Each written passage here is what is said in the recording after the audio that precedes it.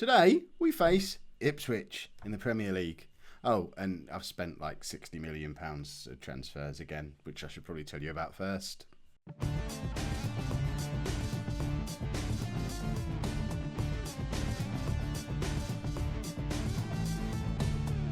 Hello and welcome to Season 18, Episode 5 of Non-League to Legend. I'm Kev, and coming up on today's episode, we're away against our old club Ipswich in the Premier League. There's a home game against Southampton as well, but we'll be in anti-climax territory by then. It's all about Ipswich, and it's all about managerless Ipswich, because I'm so tempted to go back. But the chap who took over from us, Albert Silades, lasted 226 days in the job before getting sacked. Josh Vella has taken over, who was apparently my under-18s assistant manager when I was there. These things, the director of football took care of all that. I didn't know anything about it. Mr. Snake in the Grass is still at the club, but hasn't taken over at any of these opportunities. He was still at the club. Hold on. Before I turn the camera on, I checked this. Why is it's not letting me search for him now? There you go, Mr. Snake in the Grass. He is still there as an under-23s data analyst, but I guess they've learnt the lesson, or Ipswich have learnt the lesson taught to them by Plymouth, by Wigan. Mr. Snake in the Grass is probably quite a good data analyst, but he can't manage for toffee, so I guess he's not going to get that job anytime soon. So we are coming up against a managerless Ipswich. We'll have a look at their team in a minute, but first, our team, since you were last with me, we've only played one game, but it was a draw against Bristol City. All that excitement off the back of the Stoke game, and then we drew away against Bristol City. So what that means, with 17 games of the season played, we're in 7th place, 31 points. It's not a disastrous position to be in because we're still very much in touching distance of the Champions League spots.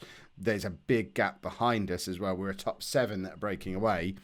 We kind of wanted to be part of a breakaway top 6. A breakaway top 7 isn't as much fun because that means one team is going to miss out on Europe. But as long as we can keep touch with these 3 or 4 teams above us for now, we're not thinking about United, City, Arsenal up there. It's this next tier. Chelsea, Stoke, Norwich, they're the ones that we're hunting down. I mean, Norwich, they should be the ones we can eliminate from this. They've been mid-table for a little while. They've never finished higher than 7th though, so they should be the team that we're able to push out of all this and establish ourselves as at least the 6th best team in the Premier League, which should be enough for a Europa League spot. I also mentioned in the intro that we have new players coming in. I've followed the advice of, actually I did this before the advice came in, but a few of you kind of came to the same conclusion I've come to. I think my assistant manager's been buying kids again. Well, he's bought a 16-year-old kid, which I didn't even know about, so I better scout him and see if he's going to actually look at this. He looks like he might be all right. So there's a 16-year-old kid come in, but the money I've spent, we've got Igor, who is a goalkeeper, Brazilian international. He's got 4-star current ability, 4-star potential ability. He's much better than Diaz. We spent £50 million on him. Sorry, what? Yeah, we've spent £50 million on a goalkeeper, 20 million up front, 30 million over 48 months. But we needed a world-class goalkeeper. I think this is as close as we were going to be able to get. He's officially not world-class, but, give him time. It will say world-class goalkeeper in there by the end of the season. And then the other one, we've bought a left-back. I know he's 29, and I know he didn't play very well in the game that Stoke just played against us, but that's because we were already in negotiations with him. I kept it secret at the time, but we were already negotiating with Patrick Nijhuis, who is an established Dutch international left-back. He's got 4.5-star current and potential ability, much, much better than any of the other options. Remember, Hansel is our only out-and-out left-back that we've got at the club, and Nijhuis is so much better than him that I was willing to overspend. You know me, I've spent £25 million on a 29-year-old fullback, but look at these credentials that he's got. He's been picking up league winners medals with Man United. Let's have a look at what trophies this lad has won in his career. It must be quite a burgeoning medal cabinet. So he's won the Premier League twice with Man United, the UEFA Under-21 Championship, the Champions League twice with Man United, and most importantly, the Checkatrade Trophy with Man United in the same year as he won the Champions League. Do you reckon there's any other player in history who's won the Premier League, the Champions League, and the Checker Trade Trophy all in the same season, well, that player is going to be playing for Tottenham Hotspur in 2 weeks' time. Patrick Nyhouse, get excited for his arrival. So, our team for the game against Ipswich is going to be this. We'll have a look at the Ipswich team as well in a minute because most of them are still going to be familiar to us. But our team, we've got Diaz in goal, a back four of Hansel, Plotnikov, Eriksson and Ndai, Ziyech, Sedman and Wagner are in midfield. I've swapped the midfield around a little bit just because Wagner is wasted where we've been playing him. If you have a look at this lad's career, he shouldn't be playing as a defensive central midfield player. He's I mean, look at some of these assists. 4 seasons ago, 11 goals, 22 assists. Then 10 goals, 22 assists. 8, 15, 7, 14. In his career, he's got 86 assists from 260 games. He gets an assist every third game and scores a goal every 5 or 6 games. He's played 13 games for us now and not had a sniff of a goal or an assist or a man of the match. And it's his lowest average rating, or as low as he's ever had in his career. So we need to get the best out of Wagner. He's still young. Let's find a way to get the best out of him. Sedman can tackle a bit. So there's no... I mean, look at that for a decline. Goodness me. Keep an eye on that. But we'll try him there. Ziyech can move out to box midfield, and we might get a little bit more out of Wagner. And then we've got Sir Brian in behind, Ijo and Sedlacek up front. We're trying Sedlacek purely because Vendrig and Nole are both hitting a spell of iffy form. I mean, Nole's still got 10 goals from 10 games, but hasn't played well. What have you done for me lately, Kenny Nole? So Sedlacek comes in to have a rare start, but he's on 4 from 6. So all of the strikers in form, and hopefully we'll bag a few against Ipswich today. So let's have a look at that Ipswich starting 11 and how many of them we recognise. Yes, my players can adapt. So they've still got Menzies. I don't know who Haddad is, or Orlandi, or Rents. The only defender remaining is Gabrielli. We bought a whole new defence last season, and they've binned most of them off. Clement, Enzo and Arn we signed. There's no Park in the team. Interesting. Pereira and Diaby and Alston. How many goals has Stevie Alston got for him this season? 0 goals from 5 appearances. Goodness me. The Pig is hovering around on the bench. Borrallia we spent a lot of money on. Why is Park not in the team?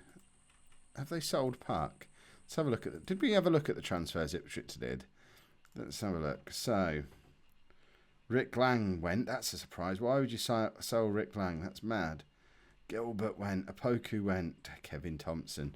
Why is Park not in the team for Ipswich today? He must be injured.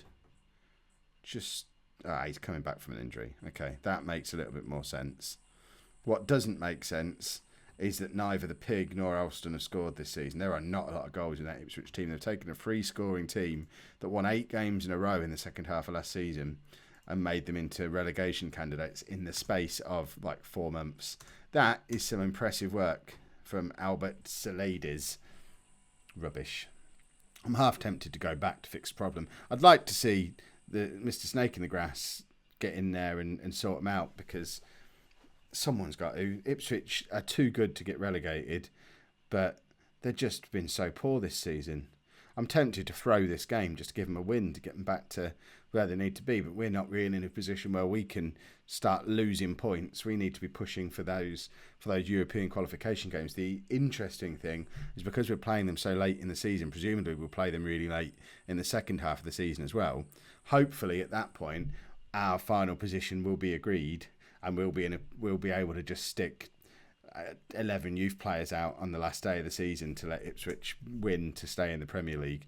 That's my plan already. Although if they do me over today, I might not be quite so generous. The first half was completely uneventful. Obviously, Ipswich know how my Spurs team are going to come out and play. They're familiar with my tactic. I don't know why they haven't just done it straight back at me and would just have a massive goal fest. I guess they're perhaps not capable of doing it anymore. Sedman picking up a yellow card? No, he doesn't. It's just a really innocuous little foul. No one's creating anything. Ipswich have come out to just nullify their Kev attacking tactic, which, I mean, they need a win. They know that all they have to do is attack back at us, and it will just be a competition to see who can score the most, because it will just be end-to-end. That's their best chance of getting a result. I don't get this defending nonsense. A draw does neither of us any good. We're going to change both of our strikers. After criticising them both before the match, we've now got Vendrig and Nole up front. Let's see if either of them can get back in the goals and deal with the pesky Ipswich problem, which as this game goes on, we're becoming draw specialists at the moment. I think that if it ends like this will be 4 draws out of 5 games, which, again, it's not European qualification form. So Brian not playing well. We're going to bring on Anicic, obviously the former Ipswich man, stick Wagner in behind. Perhaps that's where he played in Brazil to get all those goals and assists. This might be the emergence of a superstar. Oh, Stevie Alston, if he'd have scored there, firstly, I'd have fainted. And then when I came to, after the shock of Stevie Alston scoring a goal, I'd have been very upset that he decided to do it against me when he never did it for me. Right, Plotnikov, back to Diaz. Let's go and get a goal now. Eriksson, just lumping it forward. We don't need to lump it forward. We're better than this Ipswich team. Wagner gets his foot on the ball. Anicic loses out in midfield. Anicic should be with a point to prove. He's struggling to get in our team. He was the star player at Ipswich 2 seasons ago. Of all the games, this should be the one where he wants to show off, and that's exactly what he does. Igor Anicic, that is his first goal for Tottenham. He's done it at Portman Road. I think they're still playing at Portman Road, or are they into the new Bobby Robson Stadium? They might be at the Bobby Robson Stadium now. But Igor Anicic has returned to Ipswich, having been a bit part player for Spurs this season, and has scored an absolute beauty. And now I need to see what ground Ipswich are playing at. No, they are still at Portman Road, so I guess it's the Bobby Robson Stadium next summer. And as things stand, if we can hold on, we're in a Champions League spot. And that's a really poor cross. And I think we have held on. And that's exactly what's happened. We do end the game in a Champions League position. Obviously, Stoke and Chelsea have both got games in hand on us, as have Arsenal above us. But right now, we don't care about any of that nonsense. We're in a Champions League qualification position, and we intend to stay there. Well, the midfield 3 was even more ineffective against Ipswich than it had been previously, so I'll switch them back round to how I was using them before. There's a couple of them, Wagner and Sebman particularly, who need to watch their backs. Igor Anicic is coming. He's going to be on the bench again to start this game at least. But if they're poor again and he comes on and has a match-winning performance again, he's going to get a run in the team after Christmas, because, in fact, we're Boxing Day already, so in the new year. But other than that, the team is unchanged from the team that beat Ipswich. I know we really laboured to beat them, but I hope that was just the match engine, taking into account the fact that obviously there was feelings and stuff involved. We spent a long time at Ipswich. They were an important club to the progression of my managerial career, and that is a good save from Diaz. Diaz knows that Igor, is that his name? He knows that he's coming. He knows that he's potentially, and he's in again with an excellent catch of that corner. He knows there's a proper £50 million goalkeeper on his way, and he makes another cracking save, this time from a free kick. Diaz does not want to give up his spot in this team. This might be the kick up the backside he needs. Imagine bringing in a £50 million goalkeeper and not playing him because the guy who was here before decides to up his game and play like a £50 million goalkeeper. I've done stupider things. You saw earlier in the season when Plotnikov wasn't getting in the side. I have no issue at all with not playing the expensive guy if we're getting results by doing it. For the second game in this episode, that has been a really, really uneventful first half. We need to be a little... I mean, we're not playing like a Kev team at the moment. We were. For a long time, we were.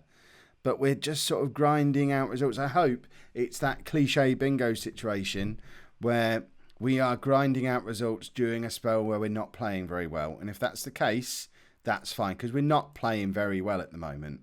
But we are still picking up points. So I guess when we start playing well again, if we start playing well again, then we might start charging at the table. Right, let's move this whole midfield around. I want Anicic as the roaming playmaker because he was so impressive there in the last game. And it also gives Wagner 20 minutes playing as the trequartista in behind the front two. And there you go. That's £60 million worth of goal. Georgi Plotnikov has his first goal for Tottenham. It's an assist for Anicic. I assume corners count as assists. So he's been on the pitch 1 minute.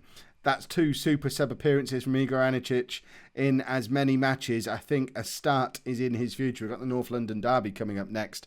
I can't show you that one on a video. This is going to be the longest season in the history of the world, because I need to get some games played. I think we're on episode 5 or 6 already, and we're not even into the second half of the season. This is getting crazy long. But Anicic is going to get a little run in the team. And hopefully with the 2 new guys coming in, it will be after the North London derby now. They won't play in that one, but they should be in for the game after. We might be able to start stringing together a nice little run of form if we can deal with Southampton staying. Diaz again making an excellent save. Southampton are one of our competitors for a European spot. They're an upper mid-table team, if you count 9th as upper mid-table. But Diaz has had an absolutely blinding game, and Vendrig scores his first goal for ages in the 93rd minute to make it 2-0 and put this game to bed. But that's 2 games today where we've not played well at all, but we've come out of the episode with 6 points from 2 really quite important games. So that bodes really well going into the second half of the season. We are now at the halfway point, 19 games played. We're on 37 points, only 5 points behind Manchester City at the top of the league. And crucially, we're sitting there in a Champions League qualification spot. The future is looking very bright at Tottenham, and the next time you're with me, we'll have a £50 million goalkeeper to shore up the back, along with our shiny new left back. If you've enjoyed today's episode, please make sure you pop a like on there for me. Subscribe to the channel if you'd like to see more. And thank you very much for watching.